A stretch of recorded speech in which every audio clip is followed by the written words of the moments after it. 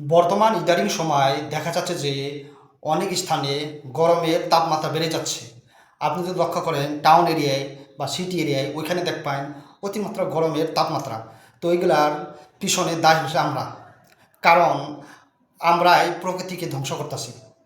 তো আপনি যদি লক্ষ্য করেন যে বেসিক্যালি টাউন এরিয়ায় বা সিটি এরিয়ায় ওইখানে দেখবেন যে কোনো গাছগাছালি নাই, গাছগাছালি কেটে কেটে দিচ্ছে, ডিফরেস্টেশন করছে।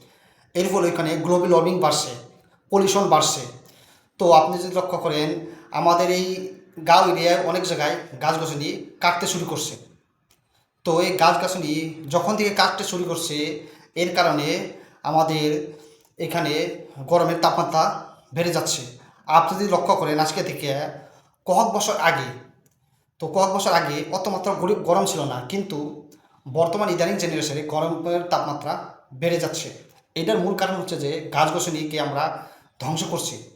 যখন থেকে আমরা গাছ-গাছালিকে ধ্বংস করছি, তখন থেকে আমাদের অক্সিজেনের সমস্যা, গরমের কালে গরমের কারণে তাপের সমস্যা হচ্ছে। তো আপনার কাছে একটাই অনুরোধ যে আপনারা গাছ-গাছালিকে সেভ করেন, ধ্বংস না করে।